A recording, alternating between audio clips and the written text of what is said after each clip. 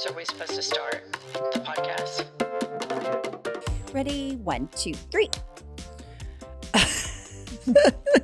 Shut up. Welcome to I've Had It podcast, where we are a place for open-minded thinkers that like to traffic in petty grievances. As the patriots and the gaytriots know, the star of our show, her name is Pumps. My name is Jennifer. And we'd just like to welcome you here today, right, Pumps? Welcome to I've Had It podcast. That was a newscaster voice. That was really good. Thank you. You're kind of sexy. I'm too sexy. I see a lot of comments on YouTube. I think you have a lot of people that have crushes on you. Really? Yeah. Well, maybe I should take a little look. Yeah, you need to do a little looky-loo. I thought you and Kylie were going to vet it, though. Make sure I don't pick We'll do that in our spare killer. time. Okay, Kylie, it's my understanding that you found some rather alarming stuff on the internet. I do. I have an article that someone on Patreon sent me. Okay. And it's titled, "A Church is Going Viral for Selling Plots of Land in Heaven for $100 per square meter." And the caption says, "A Christian church is turning online for selling these plots. The pastor says he spoke to God and he was granted permission to do this. They have already collected thousands and thousands of dollars." And I just want to note on the ad, it looks like they take Google Pay, Apple Pay, all major credit cards.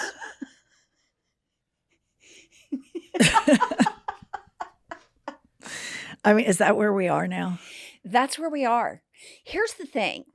That is not new, because I know in all my Scientology documentary work, they keep bank accounts for your next life. So you give them money and they put it in a bank account for your next life. They just hold on to it until you come back in your next life. So selling plots in heaven is right on par. What I think when I hear that is, okay, we got a huge grift going on. But the bigger problem is the people buying them that actually think that that's legitimate. That's where the real problem is. Don't you think? Of course. Yeah. I mean, it's so unbelievable that people are buying non-existent land. Right. And that there are ads for it, and there's a payment system for it, and there's no oversight for this. It's just jaw-dropping that somebody believes somebody that says, I got permission from God to start selling land in heaven, and you can buy your land from me. Right. God said it was okay for me to sell you these plots. I mean, it's jaw-dropping. Another little tidbit from all my cult work. The Mormons, they're quote unquote prophets. They always tell the people, I talked to God and God told me. Like, so that, I mean, it's like, if you're in that kind of world, like if somebody walked up to me and said, well, I talked to God and God said that I need to buy you lunch, I would be like, that's fucking weird. But if you're indoctrinated to it, it doesn't seem as weird. I've told you about that girl that used to like babysit across the street from me. Yes, for years. The flowers. Yes. God told me that I got flowers at my front door, and I open them and there's a note. God told me to send you these flowers. And I'm just like, this is number one, that conversation never took place. If it did, 100% it didn't. Schizophrenia. And number two, somebody needs to get you help. Right. You need help. Like, if this is your way of like trying to recruit me to be a part of your religion, it has failed miserably. And like that stuff, like grifting these people, I guess you're just so far indoctrinated into all of this shit that you think. But here's the thing, and I'm going to have a hot take here. In my opinion, there's no difference from selling imaginary plots of land and these mega churchers that have billions of dollars untaxed that are still asking for money. Right. It's the exact same thing. The other just sounds so much more obviously a ripoff. Right. Where these mega churches that have 95 branches across the United States and take Venmo and have one preacher that does everything online, and they take in hundreds of thousands of dollars every Sunday, if not millions. That's a total ripoff as well. So I guess a human being's ability to enable clear scam artists and ripoff artists is jaw-dropping to me. But the preachers offer this like God will favor you if you do this. And here's the deal. Everybody's broken. Everybody makes mistakes. Everybody has bad thoughts. Everybody tells a white lie. That's a part of the human experience. These megachurch people have figured out how to profit off of the human experience. Yes. So in that regard, it's kind of brilliant, but it's immoral.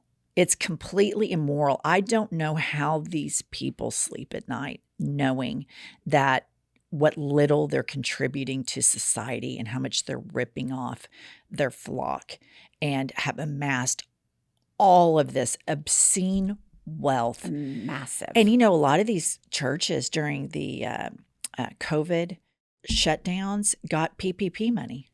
Oh, really? Oh, yes. Millions and millions of dollars of PPP money when they have the surplus of these massive bank accounts. Catholic Church, mega churches all applied for PPP money. And think about how disgusting that is that they don't pay taxes. Yeah. That's the biggest grift, the no taxes. Yeah. So, I mean, it's not, that's egregious to me, that selling plots, imaginary land.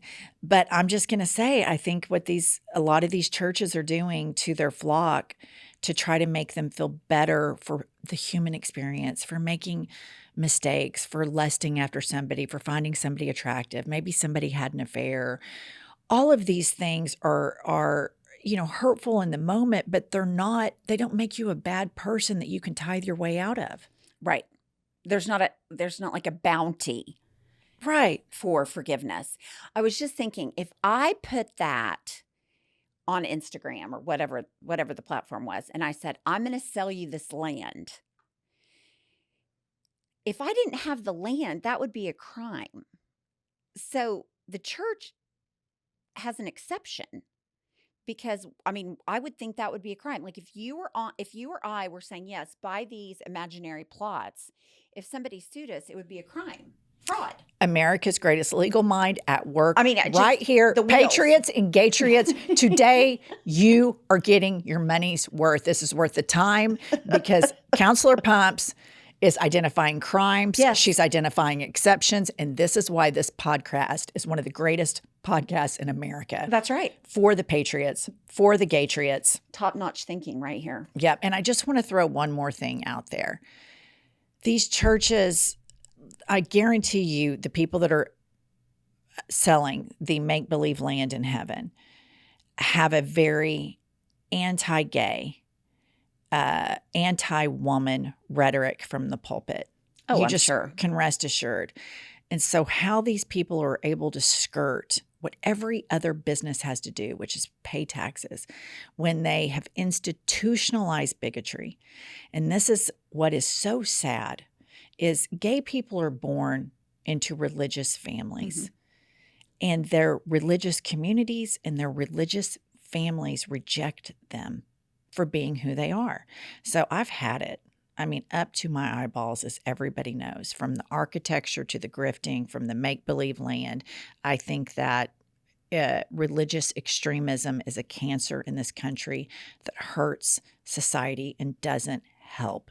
There are a lot of people that have a faith that is reality-based. They don't take the Bible literally, and they genuinely want to put a better footprint for themselves without any expectation that somebody believe the way they believe. And there's a lot of people that I know that are like that, and I don't take issue with that. But with the sanctimonious, I'm on the moral high ground. The gays can't get married. You can't be gay. We're going to pray the gay away. Women can't have babies out of wedlock. You have to submit to the husband. All of those people, fuck you.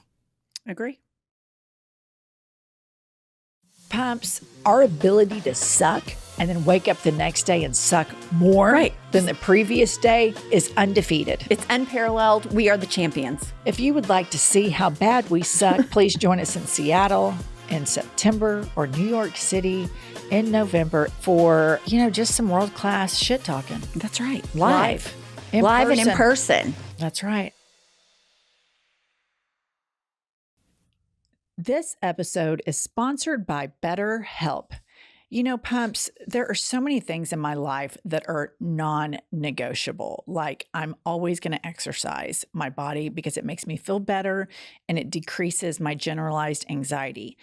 Another example of this that is non-negotiable are my sessions with my BetterHelp therapist. She totally keeps me centered, keeps me focused on what is my business and what is not my business.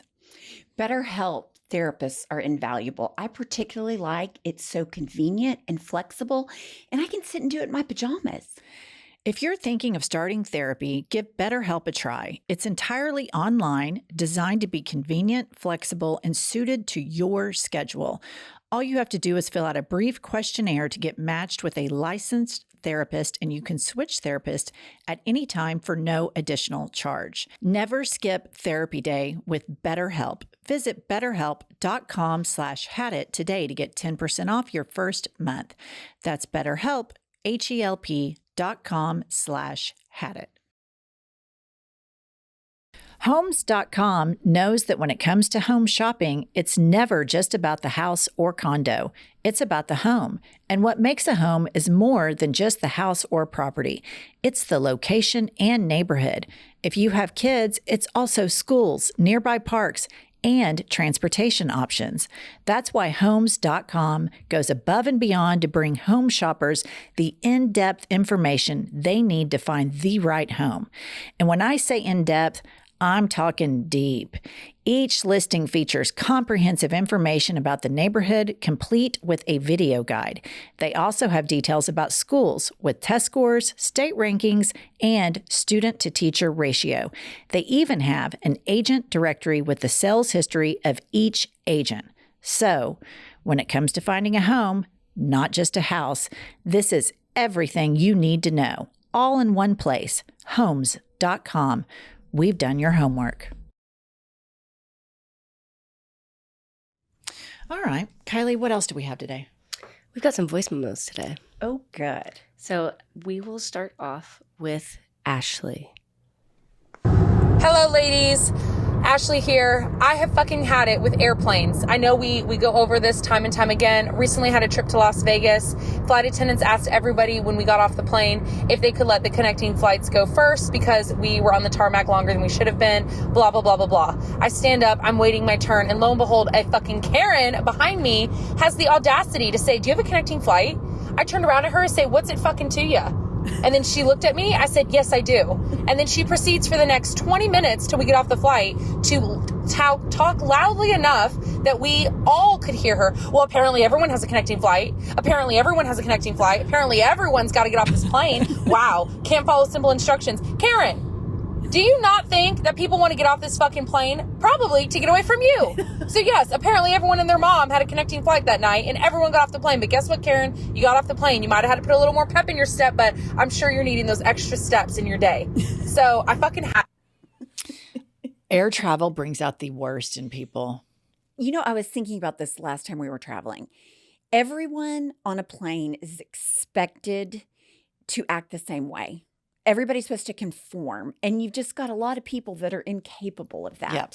They're incapable of coexisting and being kind and the golden rule. Treat people like you want to be treated. Like they can't do that. But I've been on planes with people that are throwing a fit about the connecting flight. And I'm like, dude, they're not going to trap you on here and make you stay for 5 years. It's like everybody gets off a plane. Yes, and I've been the person that has the connecting flight, and especially when you've been sitting on the tarmac for 30, 45 minutes because for some reason these airports are shocked that a plane shows up and Right. they don't have a gate ready for you, which is a whole nother episode entirely, but I digress. And I've stood up and I have a super tight connection. Josh and I recently experienced this, and I stand up and I said, "We have a connection." And they're like, "Yeah, we do too." And I'm like, "Okay." Right. And it's just, you just kind of have to accept it. There's about a 2-inch lane that everybody has to get down. Right. To get out of the hole, to get into the airport, to go enter the next plane. But it's the people that want to be the boss of the exiting on the airplane or the entrance. Like recently, I was getting onto a flight and I asked, everybody was kind of in one single file line. And I was trying to figure out where like the end of one group was and the beginning of the other group was. So I asked this guy, I'm like, are you group 1 or 2? And he's like, I'm group 2. And I go, okay. So then I asked the guy in front of him and I go, are you group 1 or 2? And he goes, I'm group 1. I go, okay, I'm going to get behind you. So then the guy behind me goes, why are you cutting in front of me? And I go, well, because I'm going to board before you. But if you want to stand in the line in front of me, that's fine. I'll stand behind you. Right. And he goes, okay. Yes. So Josh and I got behind him and we just stood behind him because I'm like, I don't want to fight with him. If he thinks I'm cutting, he can win. You know, like I'm not dying on this hill. Right. And so I let him stand in front of me. And then he starts going with group 1. He starts going all the way through. And the flight attendant was like, sir, you're in group 2. You need to get to the back of the line. I just went on, but I was like, I'm not going to fight with this guy about it. If you think I'm cutting, you win. I'll get behind you. Yeah. And here's the deal. I mean, I know that this is kind of off point, but when they call a boarding and they say group 1, group 2, and you've got group 7 and 8 with their faces pressed up against the line, I'm like, it's unnecessary. Stay back. You can't board. Why are you crowding the lane? What about that day that we went full-blown patriot at the airport, the 3 of us? I think we've talked about it before, but it's just so hilarious. So we were dicking off in the airport, you, me, and Kylie. And it's like, you know, the flight to Philadelphia or wherever we were going is leaving now. So we race to the gate and we get up there. And then I'm the first in line, then it's Kylie, then it's you. And she scans my ticket. She goes, thank you for your service. Patriots. Patriots. She knew immediately. She recognized overt patriotism when she saw it. Right. She thanked me immediately for my service. She knew. She knew immediately the service we're providing. She knew we're taking back the flag. She knew. And the eagle. That bird is our bird. It's our bird. You can't have it. No. All right, up next, we've got a voice memo from Maddie. Hi, Gin and Pumps. My name's Maddie, and I'm a really big fan. Okay, I'm gonna jump right in. I've had a had it / hit it this week. I went to my first Pride Parade this year, and I posted about it on my Instagram because it was my first time really telling the world that I'm a lesbian. And I had a feeling I'd lose some followers because I'm from a very conservative town in Georgia. Search up Forsyth County, and that will tell you everything you need to know. Anyways, I was right. By the end of the day, I lost 30 followers from my post. I'm really not one to care about how many followers I have, but what I do care about is how many of those followers are assholes. So I've had it with homophobes, but here's where I hit it. At around 6 unfollows, my mother was astounded at such behavior. So she went through and screenshotted all of my followers so that at the end of the day, she could review and see who unfollowed me. Her reasoning being that if it's anyone she knows, she would like to unfollow them. So we hit that. Anyways, happy Pride and all my love to my 2 fave lesbians, Kylie and Pumps, and lesbian adjacent Jen. Kisses. Mwah. You know, that when you first started your grievance, like my heart just panged so hard that people would unfollow you because you're being who you are. And a lot of people say, why is it Pride Week? That's why it's Pride Week, because you put shame on them for being who they are. The opposite of shame is pride. But to know that your mother, I love that, went full gangster, because that's the kind of that's how loyal I am. I am just like, if you vote against the gays and do all the shit, I'm not going to go along with that. I am not going along with that. Like, kudos to your mom, and the story ended so well, because I think that right now is a time in American politics where people will say, everything's so hyper politicized. Everything's so hyper politicized. And it's like, the people that are politicizing everything are the people that don't want everybody to have the same. Right. Against equality.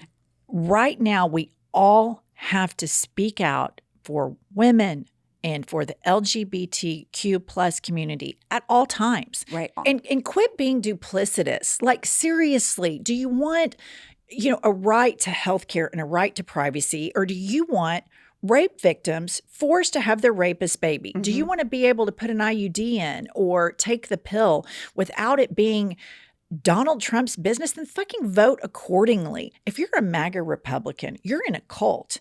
If you're a Democrat, I don't agree with everything the Democratic Party does, but I agree that I want human rights. I believe that the Republicans always wreck the economy. Just look at the stats, Google it, because they are not good at it. That's a huge myth.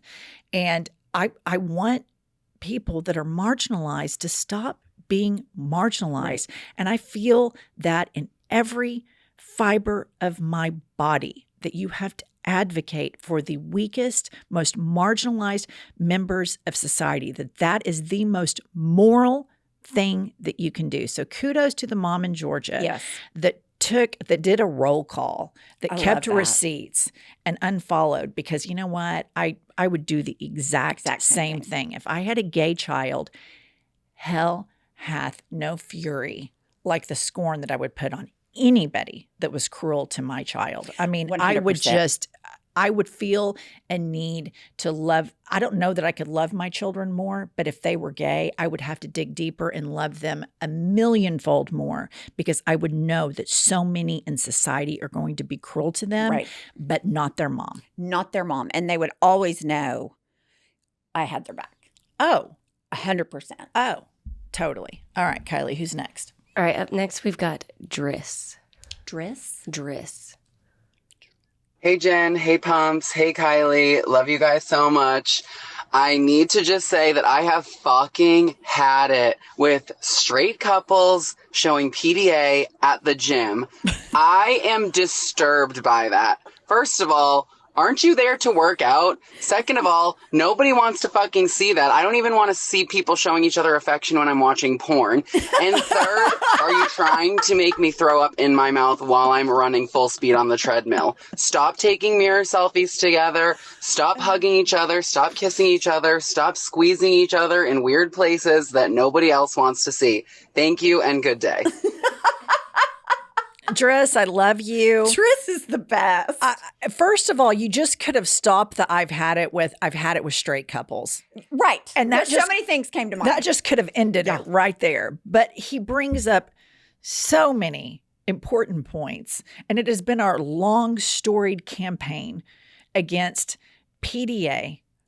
Hate it. Here's the thing. When it's so overt and so staged, you know they're covering up for an insecurity in the relationship or some shortcoming. 100%. If it's a natural, you're out and about, somebody puts their hand on somebody's back, there's a peck, and it's not this staged thing. But making out in the gym. Here's what got me. The mirror selfie. The couple mirror selfie. What? Why? Do you not have mirrors to pose for at your house? Why do you have to do it in public? There's, you know how I feel about PDA. I'm a long anti-PDAer.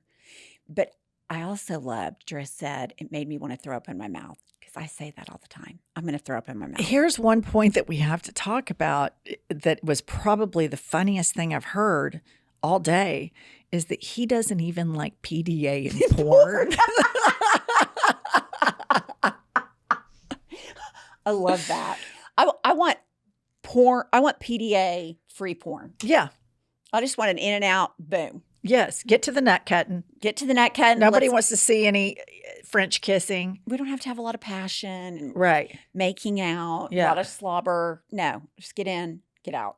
I like it. That's fantastic. Driss is a star. All right, up next we've got Jane. Hi, Pumps. Hi, Jenny. This is Jane from Texas.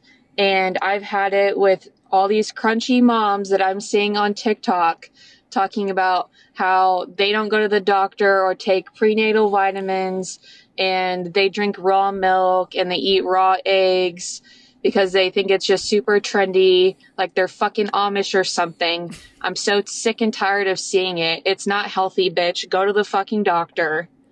And just a side note, I'm pregnant with my first baby, and I listen to y'all all the time. And I'm really hoping if I play enough episodes that the baby will hear it and they're just going to come out a complete bitch, just like me.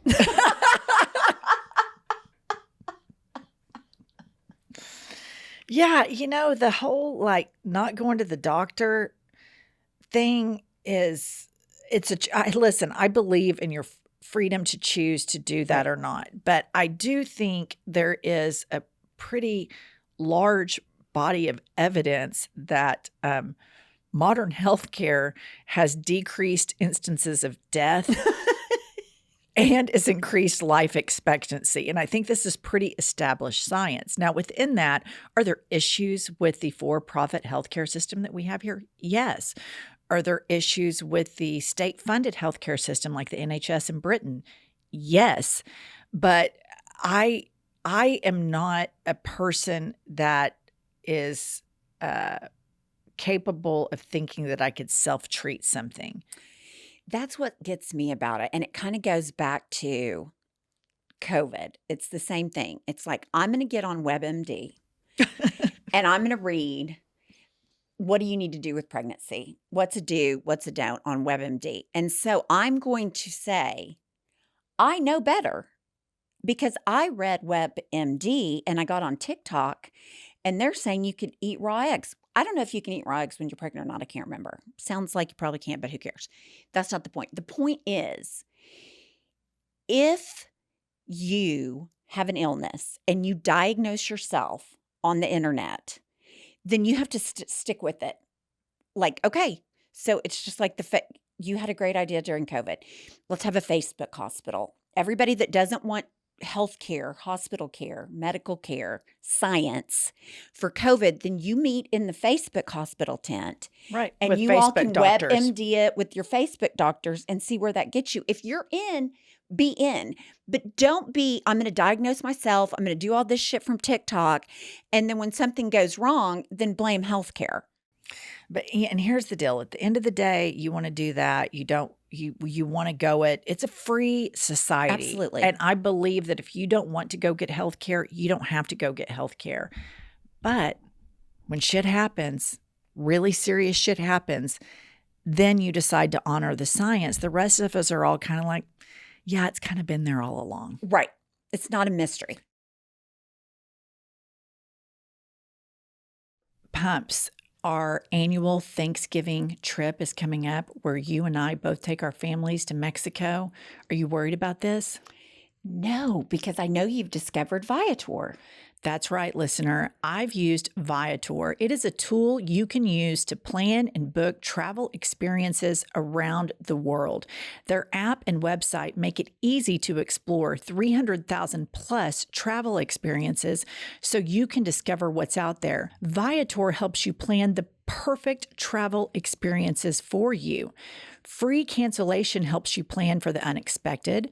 300,000 plus travel experiences to choose from means you can plan something that everyone you're traveling with will enjoy. And that can be a tough thing to do. 24/7 customer service, so you know you'll get support at any hour if things aren't going as planned. And there are real traveler reviews, so you get to hear insider information from people who've already been on the experience that you're considering. Listener, download the Viator app now and use code Viator10 for 10% off your first booking in the app. Find travel experiences for you. Do more with Viator. Pumps, why don't you tell the listener about your metabolic coach? First of all, I had no idea how important your metabolism is to your body. What's so great about Lumen is it's the world's first handheld metabolic coach. It measures your metabolism through your breath. And on the app, it tells you if you're burning fat, carbs, and it gives you tailored guidance to improve nutrition, workouts, sleep, and even stress management. That's right, Pumps. Your metabolism is your body's engine. It's how your body turns the food you eat into the fuel that keeps you going. We have found Lumen gives us recommendations to improve our metabolic health. Lumen can also track your cycle as well as the onset of menopause and adjust your recommendations to keep your metabolism healthy through hormonal shifts so you can keep your energy energy and stave off cravings. So if you want to take the next step in improving your health, go to lumen.me/hadit to get 15% off your Lumen. That's LUMEN.me/hadit for 15% off your purchase. We'd like to thank Lumen for sponsoring this episode. All right, Kylie, who's next? We're going to play another rendition from our friend Nick G, and it's the Memaw remix of Like a Prayer. Nick G's been busy. Pumps is a mystery. My nana just wants to bone. I see you hit that vape, and it feels like home. When you hit that vape, I feel so fucking queer. I touch my double D's and shave my husky's hair. In the midnight hour, I can feel her power. I take it from the rare to show me I care.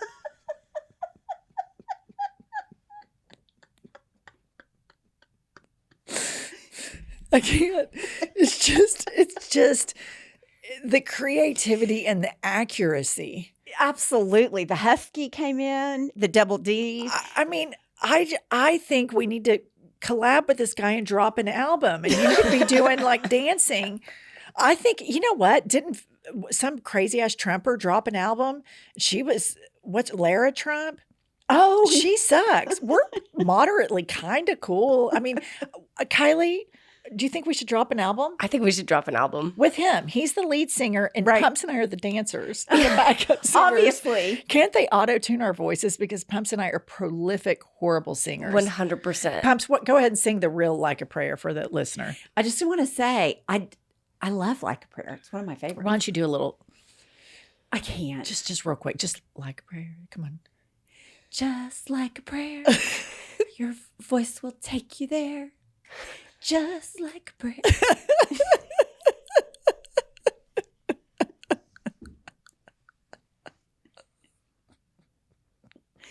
Nick is a 10 out of 10. I love him. We ought to make some theme songs out of that. A ringtone. I hate to change yours from Kerr, but I just love all of his songs. they're so good. Oh my God, when you hit that vape, you're shaving your husky, It's all the high notes. double D's, Everything's there. All- Taking it from the rear. which every patriot and gatriot knows is your favorite way to take it. I mean, 100%.